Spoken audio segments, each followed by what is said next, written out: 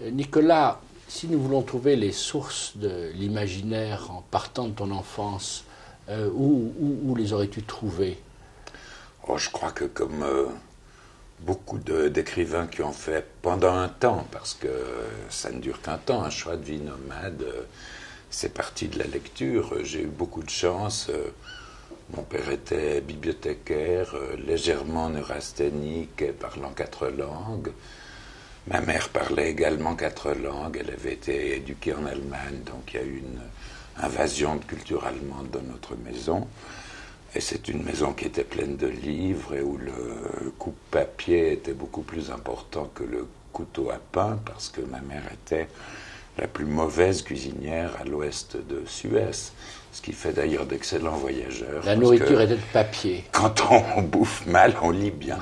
C'est une maison où on bouffait très mal et où on lisait très bien. Donc j'ai eu ces superbes volumes rouges et or, avec des titres comme Costal l'Indien, comme Le Roi des Montagnes d'Edmond About, comme La Bannière Bleue, fantastique histoire romancée de Jean Giscan.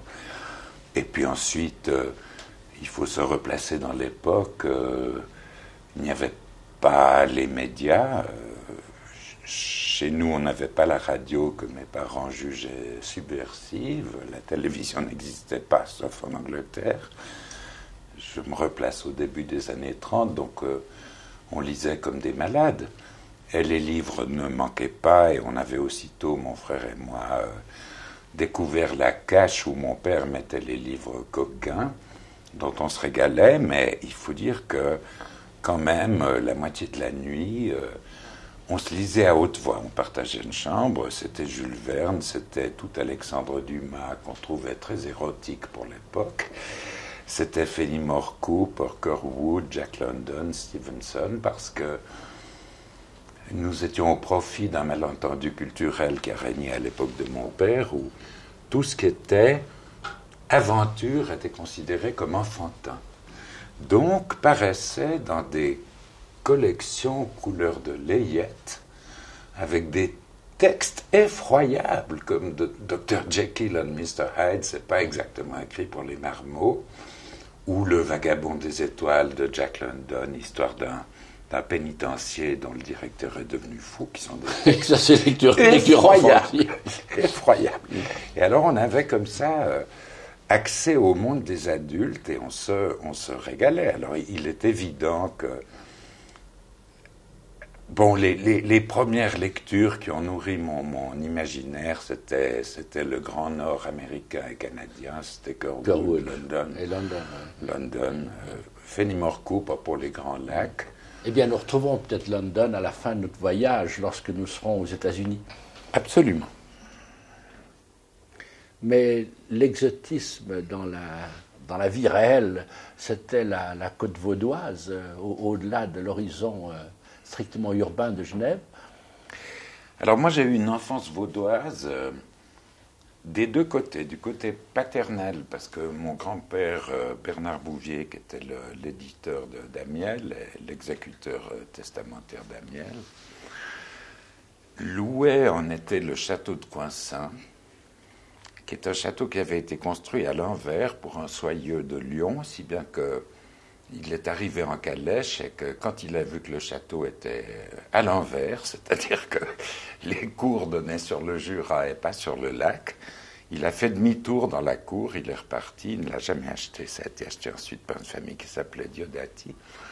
Donc j'avais ce côté coinçin du côté de mon grand-père paternel, très intéressant parce que lui connaissait tout le monde, il invitait des gens illustres, etc. Et quand ils étaient très à table, on me réveillait, on me faisait descendre. En pyjama. En pyjama, c'est comme ça que j'ai connu Tagore, mais j'avais 11 ans, j'étais un mouflet.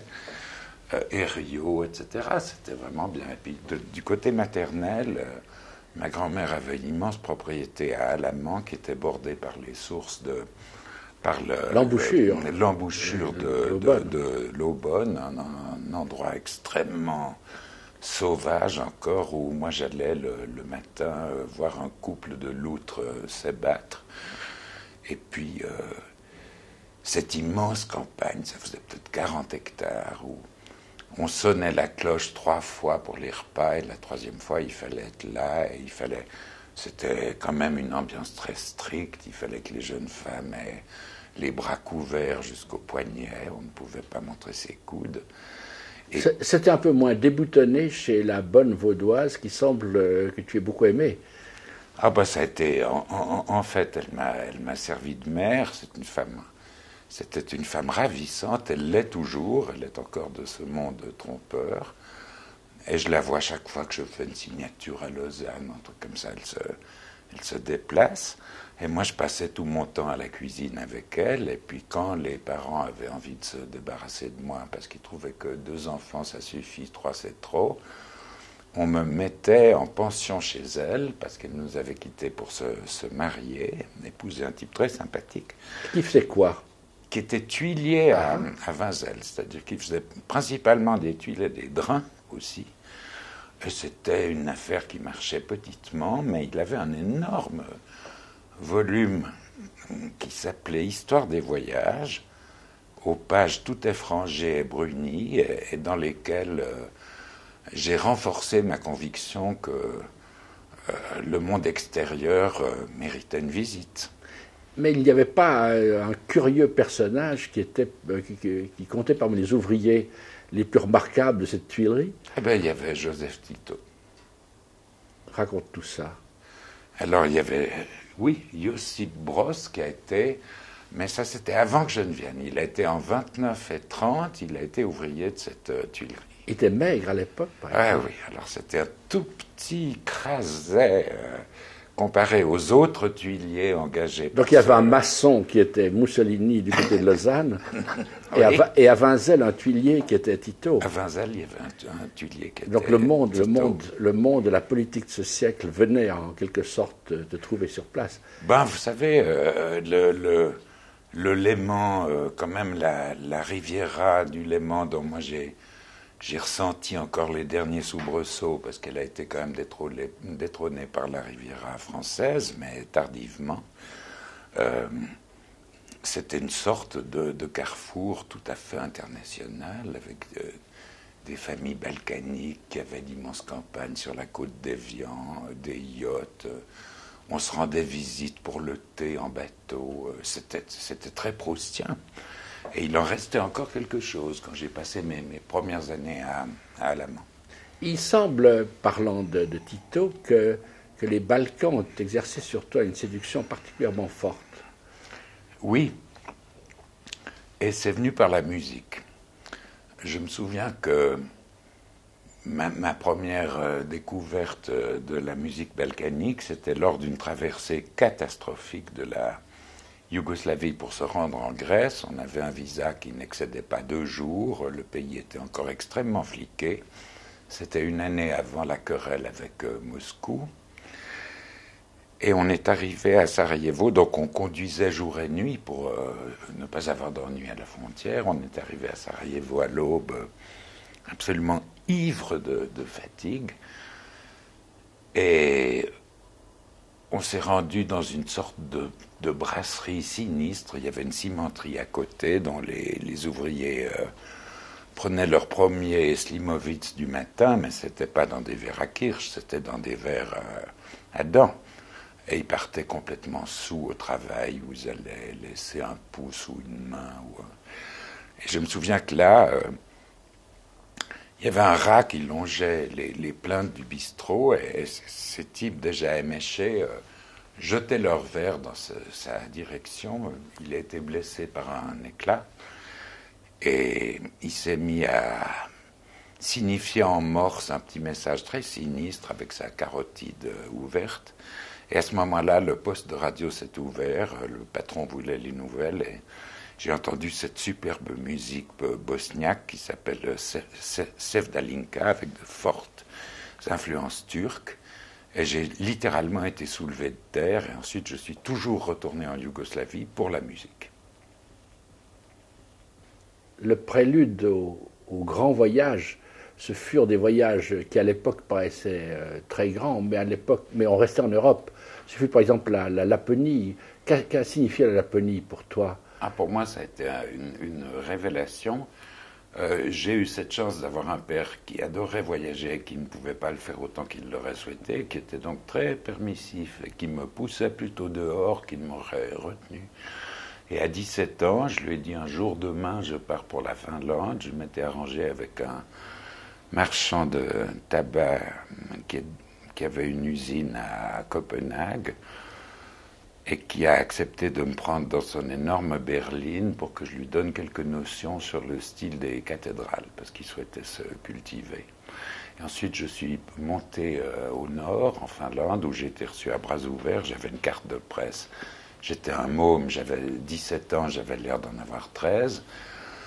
Et j'ai été accueilli à bras ouverts parce que les Finnois se sentaient très seuls, parce que tout le monde en Europe pensait que la Finlande était sous la botte soviétique, ce qui n'était absolument pas le cas. Et de là, je suis monté jusqu'au nord de la Laponie, dans un endroit qui se trouve à la jonction des 3 frontières Suède, Norvège, Finnmark, qui s'appelle Kilpisjärvi, où il y a un lac. Je suis monté au nord parce qu'il y avait un lapon qui était devenu sédentaire et pêcheur qui voulait transporter sa barque d'un lac à l'autre. Et il était trop vieux pour le faire seul, donc je suis monté avec lui. On a transporté cette barque, j'ai passé la nuit dans sa tente, et puis des bergers qui montaient derrière leur troupeau, donc des lapons nomades, sont passés par là, ont dormi là, et je suis parti ensuite avec eux. Et au retour, parce qu'il fallait quand même que je retourne à l'école, enfin l'école reprenait, j'ai marché 3 jours sans voir un être humain. J'ai vu des lynx, j'ai vu des loups qui ne présentaient aucun danger parce qu'à cette époque de l'année, ils mangent les faons que les mamans reines, dont les mamans reines accouchent dans leur montée vers l'Arctique. J'ai pas vu un homme. Et je me suis dit, mais je dormais dehors, il faisait doux, il n'y avait pas encore les moustiques. Il n'y avait pas de piste, mais il y avait une selle de montagne qu'on voyait de très loin parce qu'il faisait beau temps, donc je n'avais pas de problème d'orientation. Je savais que je devais passer au milieu. Tu fais en somme la découverte des déserts. Alors là, c'était la toundra et j'ai adoré ça et je me suis dit, ben, je suis fait pour cette vie. Et ensuite, toujours sur l'axe nord-sud, alors j'ai fait de longues pistées pendant les vacances scolaires qui étaient quand même longues, dans le Sahara, le Sud-Sahara, le Sud tunisien. Mais c'est en 1953 que commençait le grand voyage, ce qui va se traduire par l'usage du monde en littérature. C'est ce long voyage initiatique qui a duré combien de temps? Plus de 4 ans. Presque 4 ans. 4 ans. 3 ans et 8 mois. Et ça m'a conduit très lentement de Genève au Japon, avec toutes sortes de petits métiers en route, enfin à la limite de l'honorabilité, mais enfin pour l'honorable raison de gagner ma croûte. J'ai trouvé du travail partout.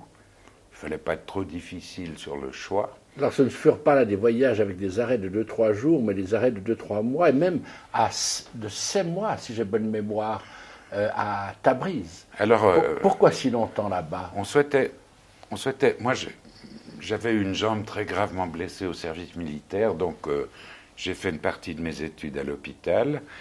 Et mon père m'avait offert une minuscule voiture, c'était une Fiat Topolino, ce qu'il y avait de plus petit sur le marché, pour que je puisse aller à l'Uni. On habitait la campagne déjà à ce moment-là. Et j'ai pris cette voiture avec moi et un compagnon de route avec lequel j'ai fait de nombreux voyages, déjà Thierry Werner. Et on est allés ensemble jusqu'à Kaboul. Et effectivement, on souhaitait passer l'hiver à Téhéran parce qu'on pensait qu'on y gagnerait plus facilement notre vie, parce qu'il y avait là une grande bourgeoisie francophone très accueillante. Et puis on est arrivé un soir à Tabriz et dans la nuit, la neige est tombée à peu près sans interruption. Ça faisait 1,5 mètre de neige et on ne pouvait pas franchir les cols ni à l'est ni à l'ouest. Donc on est resté à Tabriz jusqu'à ce que la neige ait fondu. Et ça, on y a passé 6 mois, dont 1 mois en Kurdistan au moment du dégel. Et c'était une expérience bien plus intéressante que celle qu'on aurait fait à Téhéran. Tu avais déjà commencé à écrire, puisqu'il y a un manuscrit qui, dans le Beloutchistan, à Quetta, si j'ai bonne mémoire, s'est perdu dans des conditions absolument angoissantes. Ah, ça, c'était dantesque, oui. À Tabriz, j'ai écrit sur les premiers 6 mois de route, parce qu'on y est arrivé au bout de 6 mois, et très péniblement et lentement, enfin, j'ai commencé un peu à apprendre ce métier de cordonnier qu'est l'écriture. Et puis effectivement, à Quetta, dans un moment de distraction, j'ai posé à côté de la table, sur la natte, ce manuscrit que le boy a considéré comme du trash, enfin comme un truc à jeter. Et je suis allé le rechercher dans une décharge d'ordures balouche, brûlante, asphyxiante vraiment d'ammoniac. Et je n'ai de puanteur diverse. De puanteur diverse avec des vautours qui attendaient le moindre instant d'immobilité mais tu as retrouvé, pour nous fondre dessus. Rien. Tu n'as rien retrouvé? Rien. J'ai retrouvé l'enveloppe. Et il a fallu recommencer. Alors bon... c'est une catastrophe ou c'est après coup, on s'aperçoit que c'est tout un bienfait? Non, c'était un bienfait, parce qu'au lieu d'avoir une histoire, j'en ai eu 2. C'est-à-dire que, bon, j'ai réécrit le texte que j'avais perdu, et puis j'ai écrit dans quelles conditions... L'histoire de la perte. Je l'avais perdu. Et puis, lorsque j'étais assez lent, plus tard, où on me demandait des textes sur l'Azerbaïdjan, j'ai réécrit tout ce chapitre sur Tabriz, sur ce long hivernage un peu chagallien dans des mètres de neige, dans le quartier arménien. Et ça me donnait un peu de fraîcheur dans cette espèce d'incubateur de merde où j'étais allé m'égarer. Assez lent. Oui. Mais nous ne sommes pas encore assez lents. J'aimerais te surprendre en Afghanistan, au moment où tu trouves une petite pièce, c'était près de Kunduz, si j'ai bonne mémoire. Cette petite pièce, qu'est-ce que c'était? Qu'est-ce qu'elle signifiait? Alors là, j'ai travaillé sur une fouille française en Bactriane avec des gens exquis qui étaient en train d'excaver une sorte de ziggourate qui était moitié mazdéenne et moitié bouddhique. Et là, bon, alors on se sentait vraiment au bout du monde. Enfin, c'était une vie très agréable. On était tout le temps à cheval. Moi, j'étais contremaître, manœuvre. Enfin, je dirigeais des ouvriers ouzbeks qui dégageaient petit à petit cette tour sur laquelle on souhaitait trouver une inscription de fondation qui aurait permis de dater le roi bouddhique Kanishka, qui était un roi bouddho-scythe. C'était pas une fouille à objets, on a trouvé une fois une très belle torque et une autre fois on trouvait des monnaies. Et c'était des monnaies qui étaient sur une face, enfin au recto en chinois, parce que ce Kanishka venait d'une ethnie nomade que dans l'histoire chinoise on appelle Yuechi, et de l'autre côté des inscriptions en grec et en kharoshti, qui est une ancienne langue de l'Indus, qui ne se pratique plus aujourd'hui. Alors on avait cette pièce dans la main et on était au centre du monde, c'est-à-dire au point de jonction de 3 cultures légendaires, la grecque, l'indienne et la chinoise. Les voyages qui apparaissent à t'entendre comme une merveille, une découverte de l'infini et de désert qui vous remplissent d'un sentiment métaphysique, ça peut aussi être tout au contraire une angoisse, j'imagine. Oh ben, il y a des deux. En général,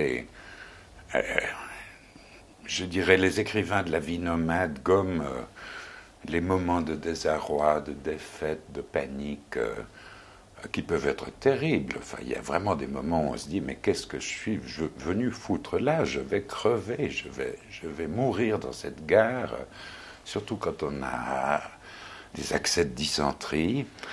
Et puis, ce sont des choses qu'il ne faut pas effacer quand on écrit. Après les carrefours, la solitude de l'Asie centrale, avec tout ce que ces solitudes ont de tonique et d'ouvert sur tous les horizons, il semble, à lire Le Poisson Scorpion, que tu sois descendu jusqu'à Ceylan comme d'une sorte de mare. c'est l'aspect du mal du voyage qui a pris des proportions inouïes, comme on découvre dans les pages. Oui, c'est carrément devenu dangereux. Enfin, j'y ai laissé une petite partie de ma raison et toutes mes dents, en tout cas. Je suis arrivé là-bas et je me suis senti... la première personne que j'ai rencontrée était un douanier con comme un balai. Et j'aurais dû prendre ça comme avertissement et quitter cette île aussitôt et retourner dans l'Inde du Sud, qui est beaucoup plus salubre psychiquement, parce qu'il y a quand même toutes les divinités de l'hindouisme, alors que dans la tradition classique hindoue, Ceylan est considéré comme une île de mages et de magiciens. Et j'en ai fait l'expérience à mes dépens, c'est-à-dire que je me suis tout à fait enlisé dans une petite ville qui s'appelait Galles, où j'ai été frappé par un cocktail de maladies coloniales qui m'enlevait toute énergie.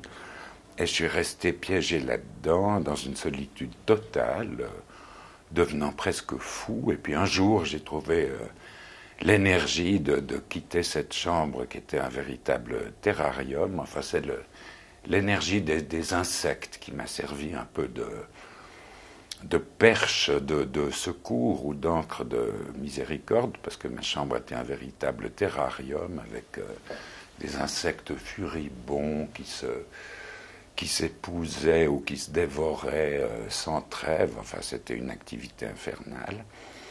Et je me suis souvenu de cette parole des proverbes qui dit « Va vers la fourmi paresseux et inspire-toi de ses œuvres ». Des fourmis, j'en avais tenté plus, des termites à ne plus savoir qu'en faire, des scorpions, des scolopendres. Je veux dire, il y avait une joyeuse animation. Est-ce que tu dirais aujourd'hui que dans cet excès d'horreur et dans cette plongée en enfer, il y a précisément je dirais l'expérience inouïe et quasiment mortelle dont naît une œuvre aussi forte que le poisson-scorpion. En d'autres termes, est-ce qu'une œuvre se fortifie des gouffres que tu as côtoyés? Ah là, je pense que Ceylan, c'était une connaissance par les gouffres.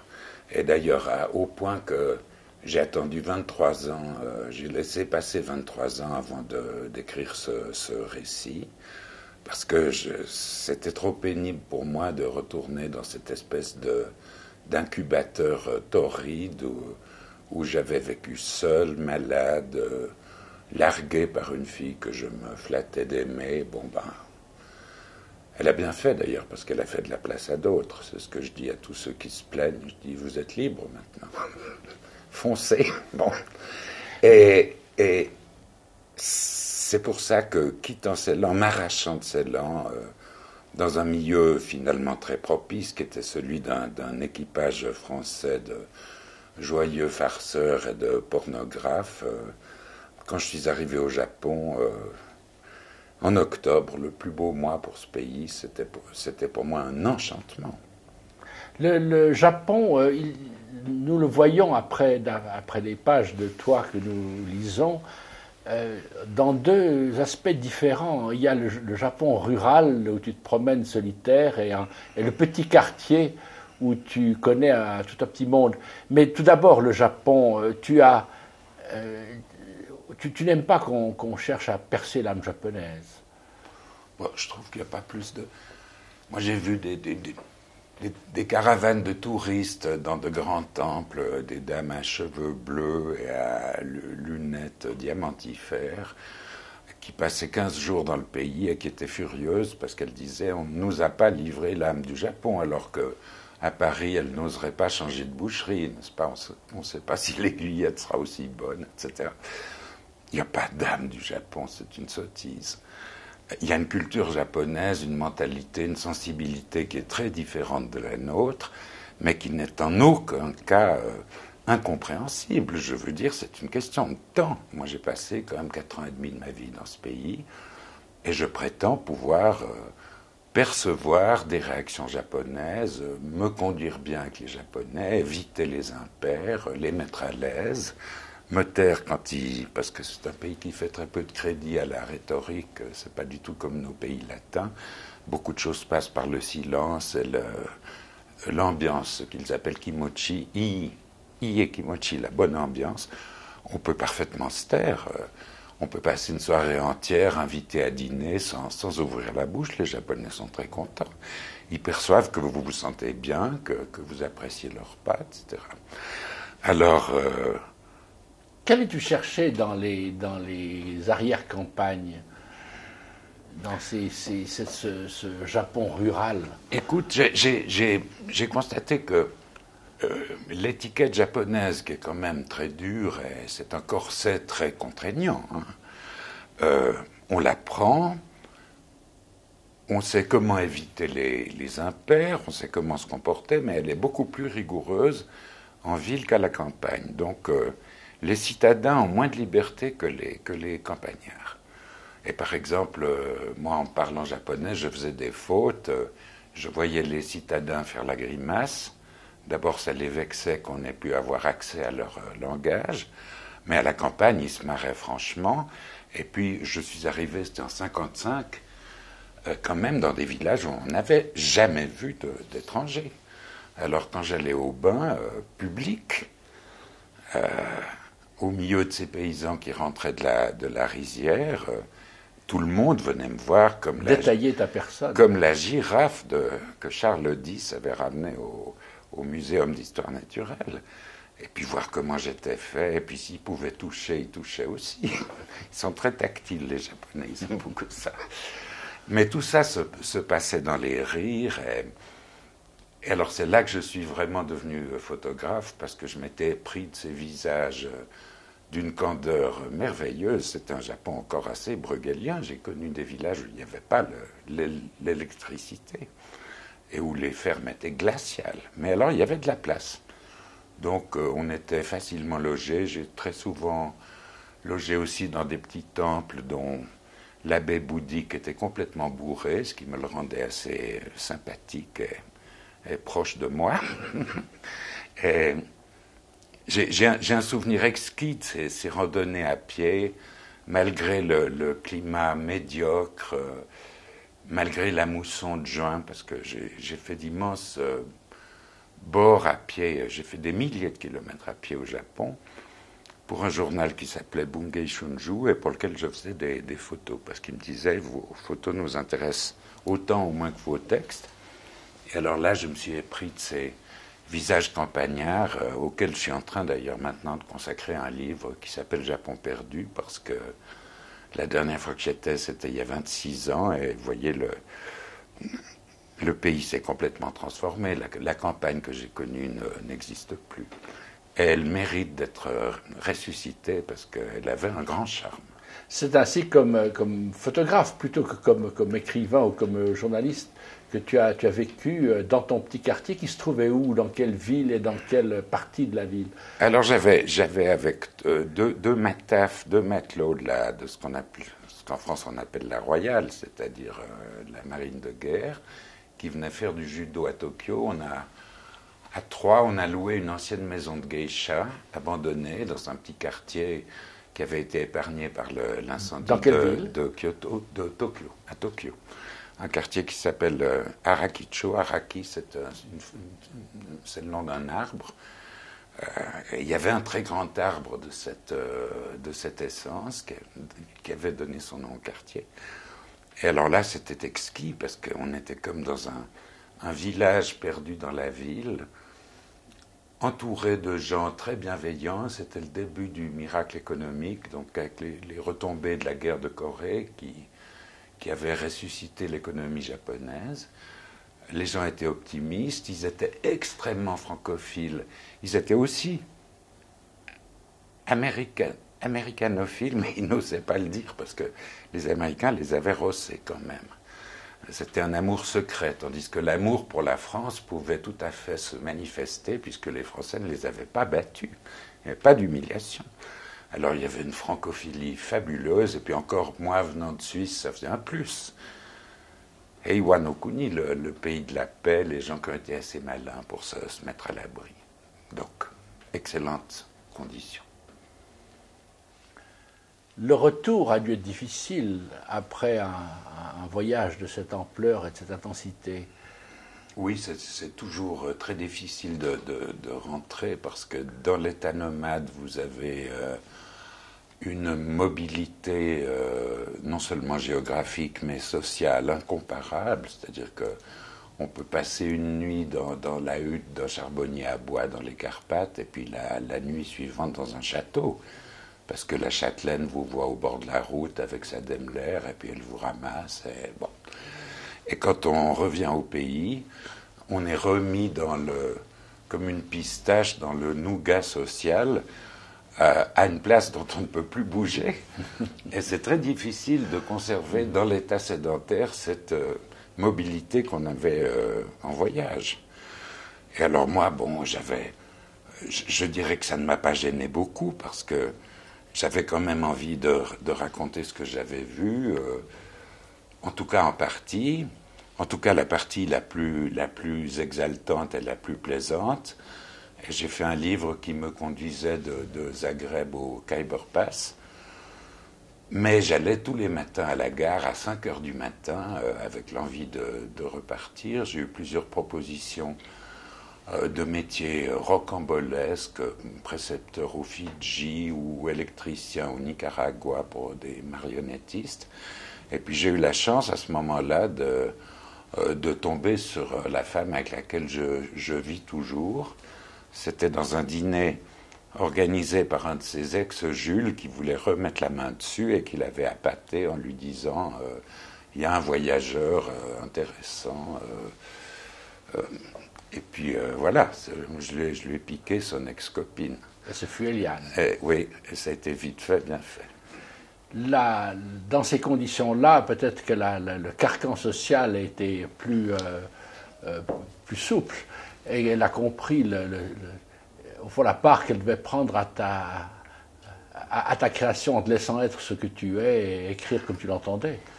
Elle a eu au début, mais ça je la comprends, beaucoup de mal à apercevoir tout le temps que prend l'écriture, parce que moi je me suis mis à l'établi comme un apprenti cordonnier qui fait des bottes pour une marquise, il ne faut pas qu'elle soit ratée, il faut que ça serve le galbe de la jambe. Enfin bon, le monde mérite aussi beaucoup d'égards. En d'autres termes, il faut savoir que tu écris lentement. J'écris extrêmement lentement et il est évident que bon, la compagnie de cette femme extrêmement intelligente, ça a rendu le menu moins coriace. Je veux dire, l'amour a un peu remplacé l'espace parce que j'avais très envie de repartir et je ne suis pas reparti parce que je ne voulais pas la perdre.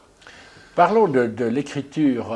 Cette lenteur est évidemment l'expression d'une certaine manière de voir les choses pendant que tu voyageais, non moins lentement. C'est un éloge de la lenteur à tous les niveaux qu'il faut faire. J'ai voyagé comme un escargot, j'ai écrit comme un escargot, et les lecteurs se sont mis à me lire comme des escargots. Donc tout ça prend énormément de temps. Et moi, j'ai attendu 30 ans avant que les Français ne s'avisent que j'avais écrit des livres. Quand ils s'en sont avisés, alors ça a été la fête. Je dois dire que ce n'est pas du tout le panier de crabes qu'on évoque, parce que je tombais sur des écrivains voyageurs. Par exemple, tous les gens de France Culture sont des transfuges de l'ethnologie. Et pour eux, un Suisse, ils n'ont pas du tout les préjugés du français moyen à l'égard de la Suisse. Un Suisse, c'est aussi intéressant qu'un Maasai ou qu'un Algonquin. Alors je leur ai expliqué que nous portions nos tatouages rituels à l'intérieur de la peau par décence, et c'est une explication qui leur a beaucoup plu. Mais l'écriture, pour revenir à elle, cette lenteur n'est pas si lente qu'elle produise des abstractions. En somme, ce que tu cherches à dire, c'est toujours quelque chose d'extrêmement précis. Ce sont des choses vues, ce sont des événements vécus. Comment décantes-tu jusqu'à tes textes ce que tu as vécu dans tes voyages? C'est une opération très, très lente et très longue où à un moment on prend la serpe et on enlève tout le bois mort. Et je veux dire, cette opération d'amaigrissement du texte. Et quel est le bois mort que tu élimines? Eh bien, écoute, tout ce qui tout ce qui serait complaisant, tout ce qui serait rodomontade, tout ce qui serait bravache, parce que la condition du nomade n'est pas toujours une condition enviable. On a très souvent affaire à plus fort que soi, à meilleur que soi. On est souvent défait. Et ça, bon, il faut que l'écriture le dise. Et puis, il y a des moments de bonheur extrêmes, presque des satori au sens du zen japonais. Et ce sont les plus difficiles à décrire parce que les mots ont des limites très courtes. Moi, je connais bien la limite des mots. Je me bats avec les mots une partie de mon temps. Heureusement, pas tout le temps, parce que je me bats aussi avec l'image. Et pour moi, les mots sont un moyen d'expression extrêmement indigent, très insuffisant. Il y a des choses qui passent mieux par la musique, il y a des choses qui passent mieux par le silence. Comment comparais-tu tes textes, tes récits et ta poésie? Ce sont deux démarches différentes, parce que moi j'étais, évidemment, comme je ne suis pas arrivé à vendre mes livres au début, puisque l'usage du monde a été refusé par 8 éditeurs parisiens avant de connaître une vingtaine d'éditions, j'exagère à peine, mais ça a pris 30 ans. Alors, j'avais un métier que j'aime beaucoup, que j'exerce encore, qui est celui de chercheur d'images, un métier qui m'a cultivé au moins autant que toutes les études que j'avais pu faire avant. Et quand j'exerçais ce métier la journée, c'est-à-dire me déplaçant avec 60 kilos de matériel dans des bibliothèques, des collections, chez Baudemer, etc., pour photographier des manuscrits ou des choses hyper rares, le soir, je ne pouvais pas me remettre à un récit en prose. Pour un récit en prose, j'avais besoin de temps continu. Et ce temps continu m'a été offert à 2 reprises par Pro Helvetia, qui m'a donné un peu d'argent, donc j'avais plus souci de gagner ma vie. Donc là, je pouvais écrire de la prose et raconter certains voyages que j'avais faits, parce que moi, je ne voyage absolument pas pour écrire. Il y a des voyages qui demandent à être racontés et d'autres qui ne laissent ni un mot ni un adjectif, qui se brûlent littéralement sur place. Et la poésie est une approche différente parce que je peux très bien, le soir, quand tout le monde dort, quand le chat dort, que j'ai un peu d'alcool blanc dans mon verre, recevoir un poème comme on reçoit une visite. C'est une visite qu'on reçoit, elle se confirme ou ne se confirme pas. Quand ce visiteur revient, le poème est fait, parce qu'au début, on ne sait pas du tout de quoi il s'agit. Et puis quand il ne revient pas, ça passe au panier. Mais on peut faire ça le soir après une journée de travail, tandis que la prose, c'est plutôt une visite qu'on rend. On conduit donc son attelage par des chemins chaotiques, et pour ça, il faut du temps continu. Quels seraient les écrivains chez qui tu reconnaîtrais ta famille de nomades? C'est une famille immense. Moi, je suis absolument couvert de dettes littéraires. J'aime d'ailleurs beaucoup cette idée parce que je trouve qu'un homme qui n'est pas endetté ne mérite aucun respect. Et la phrase la plus bête que j'ai entendue de retour après ce long voyage de 4 ans, c'est des gens en général médiocres qui disaient dans le tram « Je n'ai jamais rien dû à personne, moi je dois tout à tout le monde ».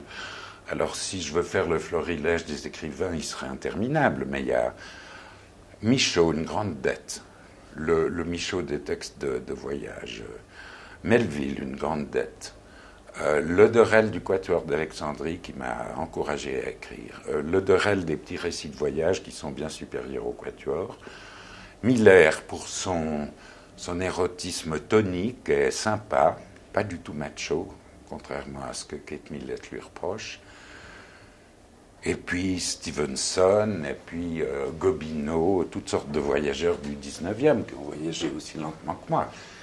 Joseph Conrad pour ce climat de fin de partie sous les tropiques qu'il y a dans certains de ses récits, écrivain que je trouve absolument inégalable.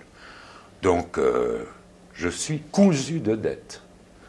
Et alors, ce sont des gens qui ne vous incitent pas du tout à imiter leur style, parce qu'ils sont inimitables, mais qui vous donnent du courage. Et pour moi, ce qui compte, ce n'est pas le talent. Le talent est une notion très spécieuse, c'est le courage.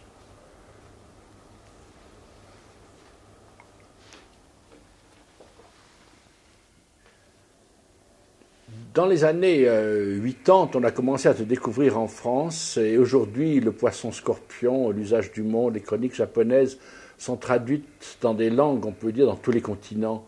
Et on t'appelle ici et là, et un continent où tu vas régulièrement est celui dont on t'entend peu parler, c'est l'Amérique. Après avoir beaucoup parlé de l'Asie, parle-nous un peu des États-Unis. J'ai suivi un parcours qui me paraît chronologiquement tout à fait correct, parce que je considère que l'Asie est la mère de l'Europe et que l'Amérique en est la fille, donc c'est normal d'aller d'abord voir les vieux parce qu'ils vont mourir. Beaucoup de choses sont en train de changer en Asie. Par exemple, le Japon que j'ai tellement aimé et connu a pratiquement disparu. Ensuite, on va voir les enfants avec, pour ma part, le plus grand plaisir, parce que je n'accorde aucune supériorité intrinsèque à ce qui est plus ancien sur ce qui est moins ancien. Ce serait une connerie, parce que si c'était le cas, je lirais des livres sur la maman de Freud ou le papa de Schumann, plutôt que de lire des livres sur Freud et Schumann. Donc, cette découverte de l'Amérique a été très enrichissante, pas tellement sur le plan humain, encore que j'ai eu affaire à des gens excellents, mais je connaissais, étant grand lecteur de littérature américaine, je connaissais très bien les vertus et les défauts des Américains. Je leur trouve, par exemple, une vertu qu'on n'évoque pas assez souvent, c'est que ce sont des gens très fidèles en amitié. C'est tout à fait le contraire de ce qu'on accrédite, n'est-ce pas? On dit, ils sont sympas mais superficiels. Pas du tout. Moi, j'ai des amitiés américaines qui remontent à 30 ans, à l'époque de l'université, et que j'ai retrouvées tout à fait intactes. Donc, mais sur le plan humain n'était pas une surprise. Le grand cadeau de l'Amérique, ça a été la géologie, c'est-à-dire ces paysages invraisemblables. Lesquels, par exemple? Ah, bah, tous les paysages du sud-ouest. Moi, j'aime particulièrement la côte ouest parce que les gens, ils sont de meilleure humeur que sur la côte est, parce qu'ils ont de meilleure météo, et donc ça joue un rôle. Bon, ils craignent les tremblements de terre, mais les gens de Los Angeles, ce sont des partenaires extrêmement agréables. Alors, il y a ces paysages fabuleux qu'on croyait archi-usés, par exemple le Grand Canyon, ou ce que je place par-dessus tout, c'est Monument Valley, en Arizona, qui a servi de toile de fond à la cigarette Marlboro, ainsi qu'à tous les westerns pratiquement ont été tournés. Ce paysage n'est pas usé quand on y parvient? Non, il est gigantesque, on est pris à la gorge. Moi, j'y suis arrivé en plein hiver, tout craquait de glace. On est quand même presque à 2000 mètres. Hein. Il n'y avait absolument personne. Un petit motel avec un écriteau qui disait « Allez chercher la clé à la factorerie 5 km au sud ». On a fait ça sur une route craquante de glace. On s'est trouvé seul dans ce motel et on a mis le réveil à 6 heures du matin pour voir l'aube se lever sur ce paysage qui est d'une indescriptible beauté. Aucune photo ne peut en rendre compte. Parce que les photos ne donnent pas la dimension. Une chose est le paysage américain, l'autre est sa vie intellectuelle que tu as pu connaître par les universités. Comment vont, en cette fin de siècle, les universités américaines? Comment as-tu reçu? Alors j'ai fait une expérience extrêmement positive à Los Angeles, où j'étais en littérature comparée. Donc je devais enseigner en anglais, ce qui était bon pour moi, parce que ça m'a remis cette langue vraiment bien en bouche.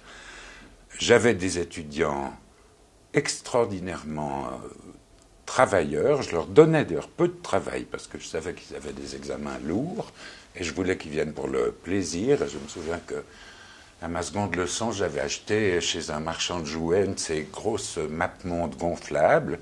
Je les gonflais sous leurs yeux, je les posais sur la table et je leur ai dit « c'est de ça qu'il s'agit ». Et je les ai promenés autour du monde, enfin, littérature indienne, littérature chinoise, littérature japonaise. C'était un véritable plaisir. Et puis j'ai adoré Los Angeles et la côte pacifique. et beaucoup aimaient les gens. Les profs, au début, étaient très méfiants parce que je manquais de crédit universitaire à leur gré. Je n'avais pas écrit assez de conneries sur les lettres de Flaubert à sa poupée ou des trucs comme ça. Bon, il y avait très peu de publications à mon crédit. Et au début, ils m'ont fait un peu la grimace. Et puis quand Parce ils ont... qu'une œuvre d'écrivain à leurs yeux ne suffisait pas. Non. Et puis quand ils ont vu que j'étais plébiscité par les étudiants et surtout que j'avais un billet de retour, ils sont devenus beaucoup plus sympas. L'Amérique est aussi celle des nomades, mais le nomadisme, en particulier littéraire américain, a du caractère tout à fait particulier. Qu'est-ce que tu peux en dire? Ou qui sont tes frères nomades dans le Nouveau Monde? Oh, il y en aurait beaucoup. Il y a un écrivain américain que j'aime énormément, c'est Kurt Vonnegut, mais lui n'est pas particulièrement nomade. Les grands nomades, c'était Caldwell, c'était